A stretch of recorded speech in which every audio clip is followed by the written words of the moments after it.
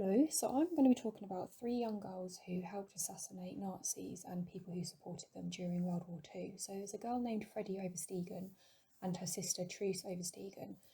They and another girl that they met later on called Hannie Schraft. They learnt to lure, ambush and kill Nazis and Dutch collaborators. So their mum, Freddie and Truce's mum, she was a communist and she taught her children from a young age that it was important to fight for injustice. They grew up because their mum would take in Jewish refugees, so they grew up in that sort of caring nature and they knew what was right and what was wrong. So in May of 1940, when the Nazis invaded the Netherlands, the two girls and their mum distributed anti-Nazi newspapers and pamphlets for the resistance of them. The two girls would actually go out on their bicycles and glue warnings across the German posters that were calling men to come and work, which was a really dangerous move because if they were caught doing this, they would have been in big trouble. So in 1941, a commander with the Harlem Resistance Group, they came to their house to ask their mother if he could recruit Freddie and Truce, and their mum agreed and the girls agreed.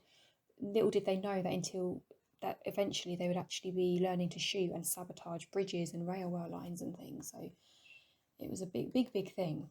So on one occasion, which it could have really been many, there's just this particular one that gets spoke about, was Truce. She seduced an officer, got him to follow her into the woods so somebody could shoot him. Now later down the line, they learned to begin to shoot, and they would actually go on assassination missions. So they focused on killing Dutch collaborators who arrested and endangered Jewish refugees and resistance members. Now, although there were many girls and women who took part in the resistance in the Netherlands, there were not that many who actually shot collaborators themselves. Again, because they would usually be the ones to sort of lure them in, and then the other people would do it for them. But these actually learned to do it themselves. So Freddie was very good at following a target and keeping lookout during missions. So they believe that one of the reasons was because she looked so young, and she often wore braids, which gave her a much younger appearance, that she would sort of get away with it. There was much more innocence to her, so people wouldn't suspect her of being able to do such big things. So it is known that they both shot to kill. It's as simple as that. It's never been revealed how many they shot, but it must have been a lot due to the praise they received. They would often tell people they were soldiers and that soldiers don't say, so soldiers don't tell. So they did have other duties alongside their assassination duties. They were bringing refugees to new hiding places, working in the Enschede hospital in the Netherlands, and they were also responsible for blowing up the railway line between Imudin and Haarlem. They met a lady in 1943 called Hannie Schraft, a dropout student who refused to sign a pledge of loyalty to Germany in her university. That's the reason she dropped out. They became friends, but unfortunately she was arrested and killed by Nazis in 1945.